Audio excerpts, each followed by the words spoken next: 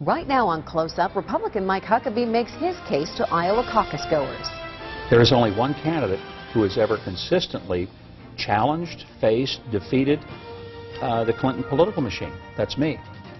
More on why the former Arkansas governor believes that he can be the comeback kid and his views on other issues important to Iowans. Right now on KCCI 8 News Close Up. This is Iowa's news leader.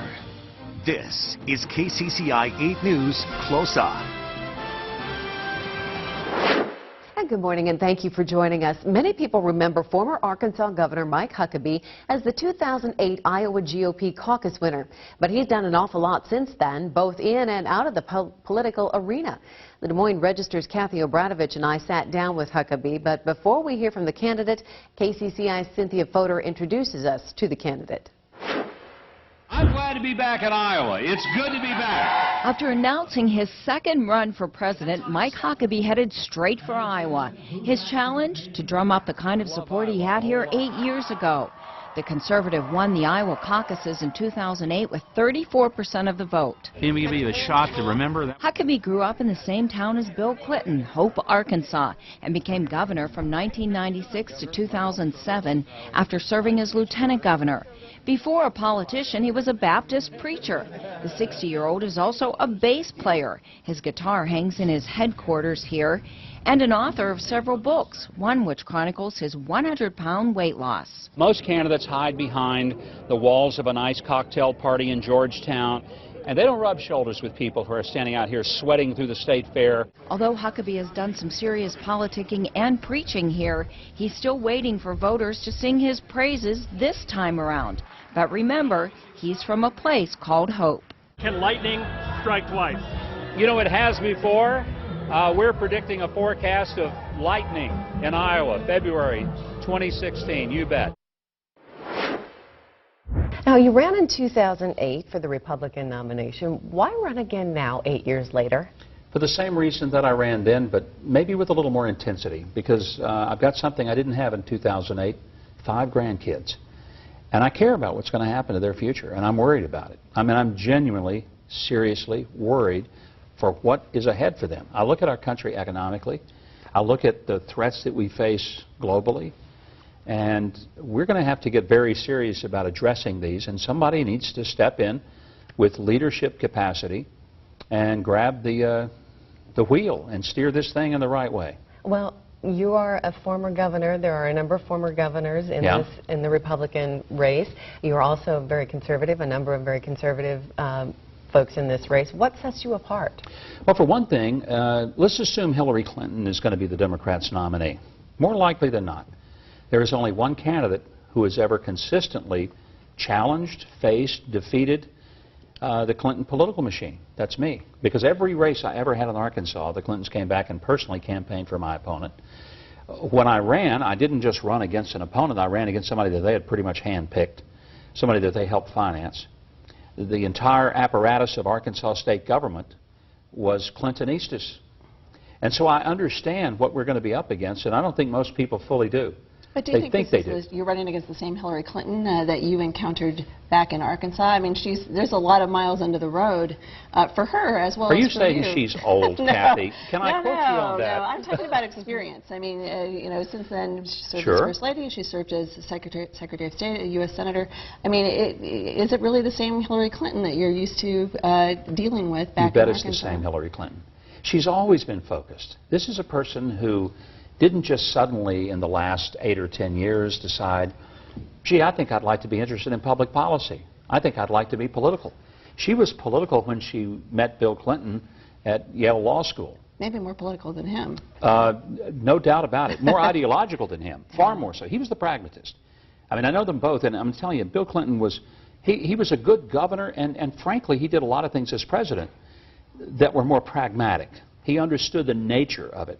She's much more ideological, much more focused, and I think people will take her lightly at their own risk if, in fact, they do. I can't imagine that they would.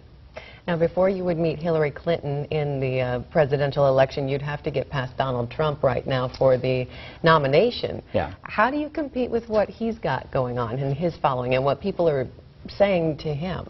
You know, I don't spend any time at all talking about Donald Trump or the phenomena that he has created because that's not for me to decide. My job, swim in my lane, talk about the issues that I think people in Iowa and the rest of America really care about, and to let them sort it out. And one of the things that I'm very convinced of is the people of Iowa are politically savvy. These are not people that are overly impressed by celebrity. And they start getting very serious about who they're going to sort through. And I think historically that's one of the great important roles that the people of Iowa have played in the presidential process, both for Democrats and Republicans. And therefore, I feel like that if we looked at this race right now and poll numbers, which a lot of people are, particularly in the national level, and we compared this to the past two elections, then we would have to say that based on that, President Giuliani had a really good term, as did President Herman Cain. And next up on Close Up, your taxes and Mike Huckabee's plan to bring jobs back to the U.S. Tax capital and labor in America. That's why China and Mexico are beating our brains out in manufacturing. More on that and his desire to abolish the IRS. We'll be right back.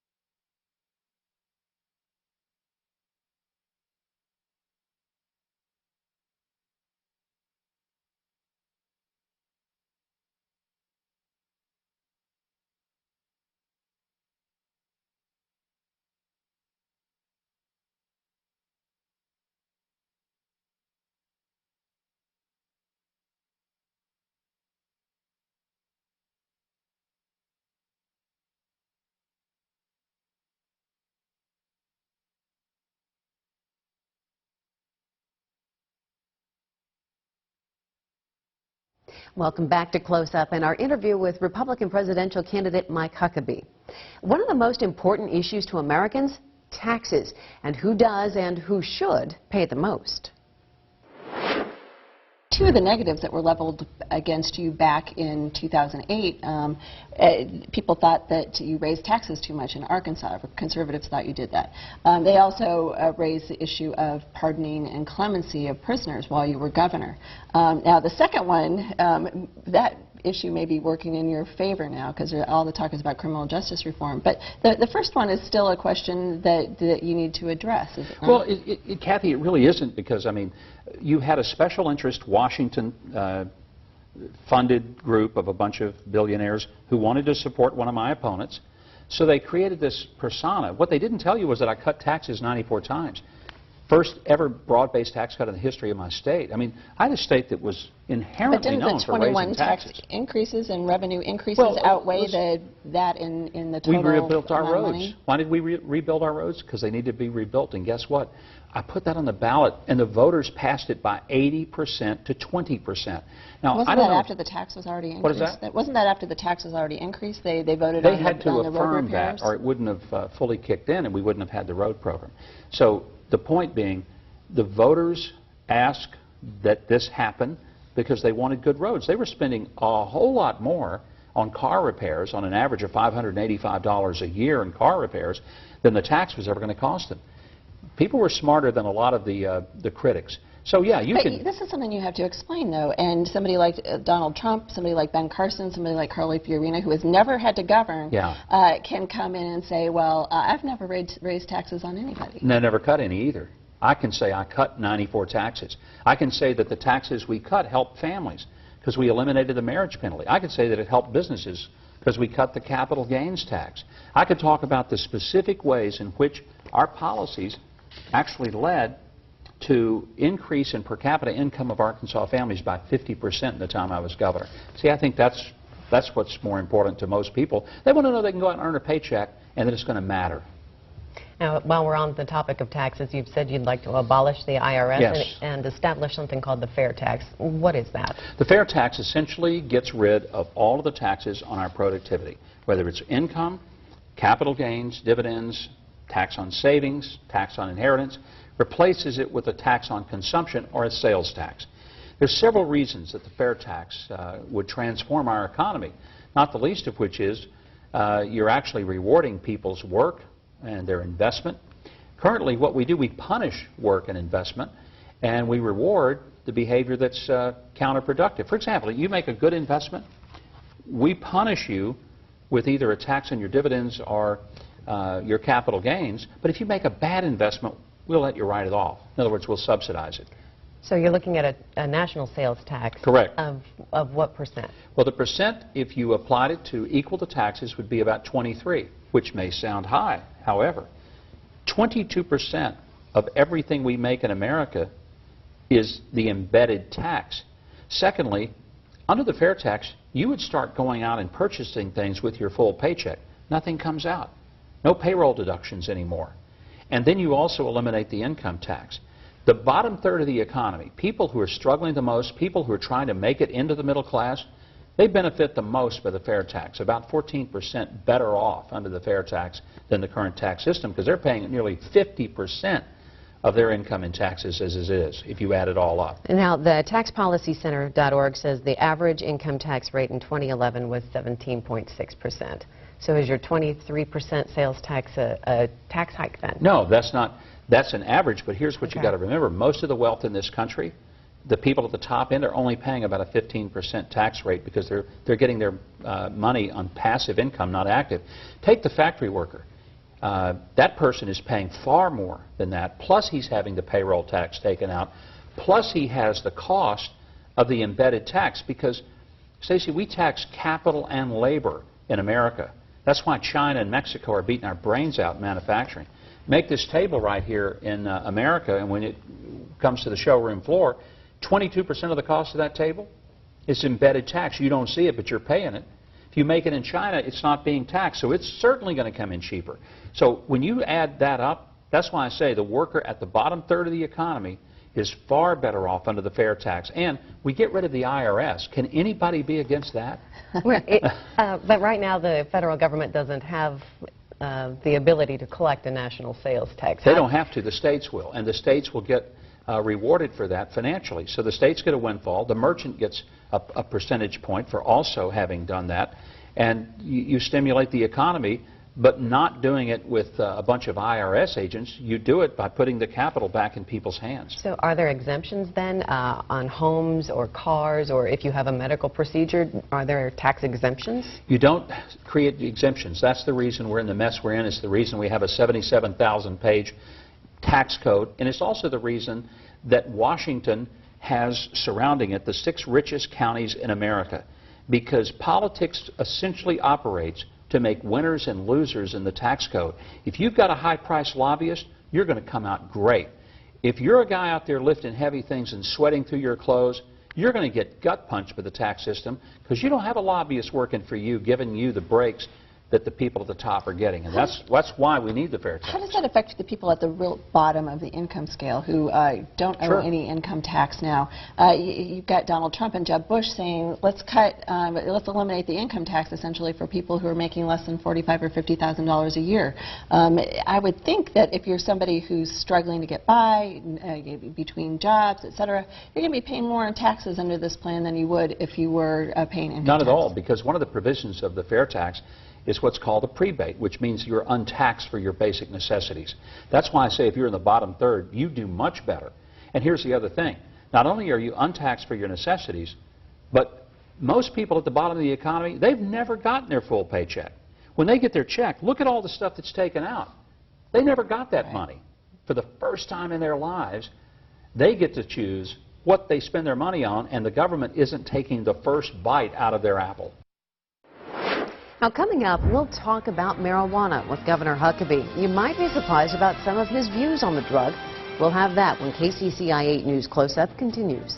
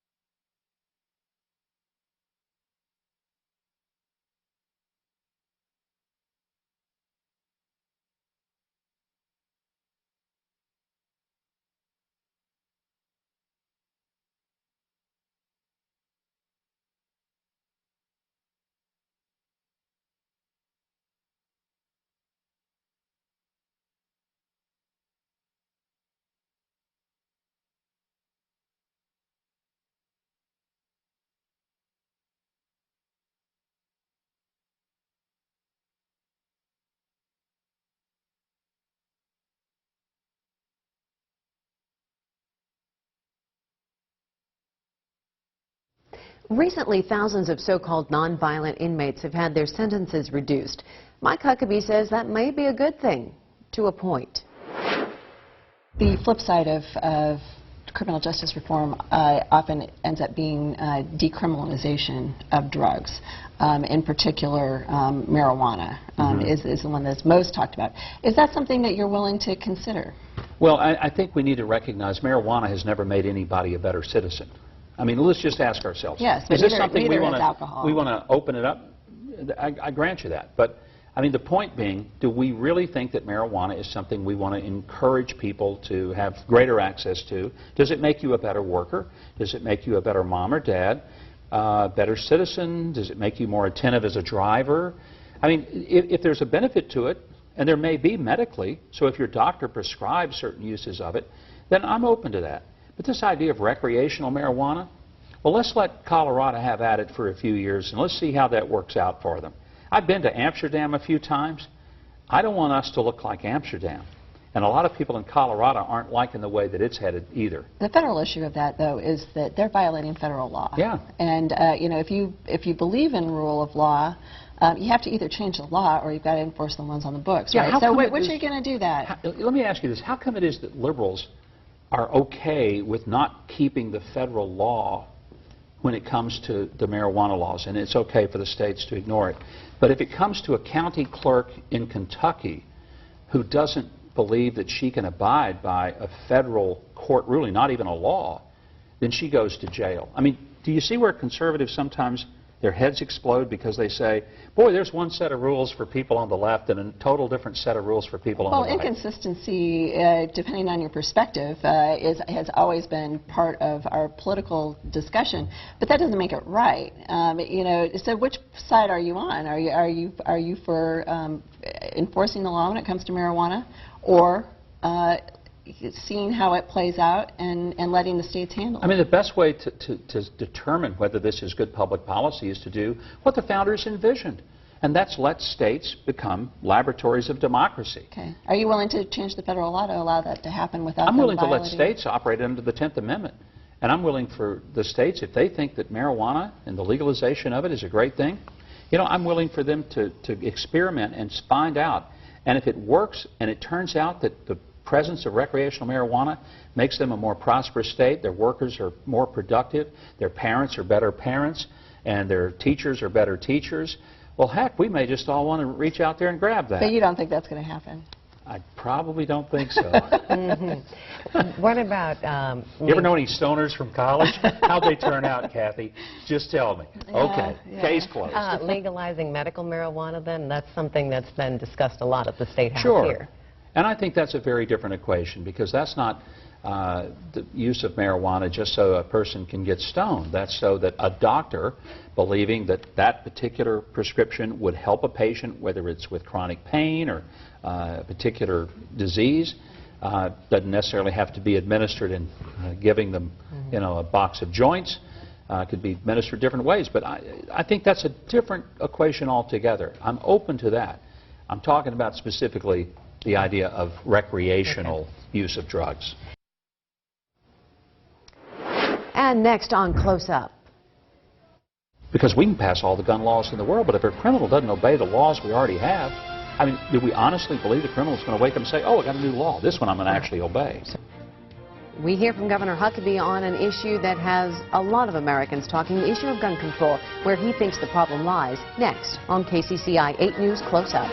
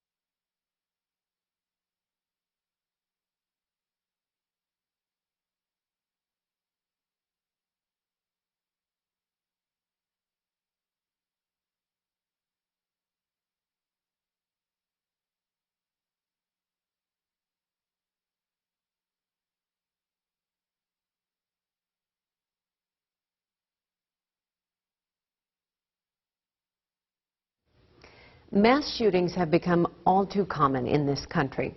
The question is, what, if anything, can be done? We asked Mike Huckabee. We've seen a lot of mass shootings lately in this country, hardly enjoying domestic tranquility. What do we need to do to prevent that? Well, I think if you mean is there a law that can be passed, I've asked several people, tell me what law that you can pass that will eradicate the kind of evil and sin that lives in people's hearts since the time of Cain and Abel. I don't know what that law is. I mean, there's always the reaction of, we got to do something. And I'm thinking, well, fine, let's change people's hearts. Because what we really have is we have a problem where people, in some cases, are mentally ill, and those folks need treatment. And in some cases, you have people who are just mean and violent and vicious, and they have devalued other people. I think if you look at big picture, again, take this at the macro rather than the micro. We look at a school shooting. back off and ask ourselves, what have we really presented as a society? The coarseness, the level of disrespect, the level of personal elevation and devaluation of other people. We see it in so many ways. Everything from the way that people speak to each other in social media, to the fact that we take the lives of 1.5 million unborn children every year through abortion. It's a show of this lack of respect for other human life. And I think when you create a culture, it's not, again, I'm not saying that there's a direct correlation. I'm saying it's something bigger than just let's pass a gun law. Because we can pass all the gun laws in the world, but if a criminal doesn't obey the laws we already have, I mean, do we honestly believe the criminal is going to wake up and say, oh, I got a new law, this one I'm going to actually obey? So what do we do? Well, I think we try to change our culture. We try to become more respectful. We try to begin to understand that we do have responsibility for the results of our society. Isn't that just throwing up your hands, though? I mean, changing no, the it culture, is most certainly not. Changing the culture is something that people have been trying to do since the time of Jesus Christ. Yeah, and there have been several instances in the course of human history when great spiritual awakenings happen, and people are becoming aware, they do become aware of their own sinful, evil nature, and they recognize this is not an external fight, this is an internal fight. And it's not a political battle, it's a spiritual battle. Government that happens can't one mandate person that. at a time, though. Do what? That happens one person at a time. Well, it generally does, speaking. but I mean, it also happens when one person happens and another person happens and another person happens. The next thing you go, you have the Great Awakening that was really the spiritual foundation to the American Revolution. If there hadn't have been the Great Awakening, there probably would not have been an American Revolution. And if you go back through history, if there hadn't been great movements spiritually, even in England, there wouldn't have been the abolition of slavery under Wilberforce. So there's always usually preceding some great social change, there's usually some spiritual movement in which people recognize that they do have responsibility and they are their brother's keeper. And what about the people who don't ascribe to the same brand of spirituality that you do? Are they left out of this process? No, of course not, because everybody's culture gets affected. I mean, if you have a less coarse, a less vile and vicious and violent society, doesn't everybody benefit? I mean, you don't have to have everybody to buy in on the cultural norm. For example, everybody doesn't have to have an iPhone in order to benefit from the presence of an iPhone. I mean, we all are benefiting by technology. I may decide, you know, I'm not going to have any of that stuff. I refuse to have a TV, I refuse to have an iPhone, I'm not going to have a computer. Fine. Your life is going to be better because everybody else has one. Except we're all annoyed by everybody being on their phone. Maybe we need a revival more than we need another version of the iPhone, right? A reminder, if you'd like to see the full interview with Governor Mike Huckabee, you can find it on our website, kcci.com. Thank you for joining us on KCCI 8 News Close-Up. We'll see you back here next Sunday morning.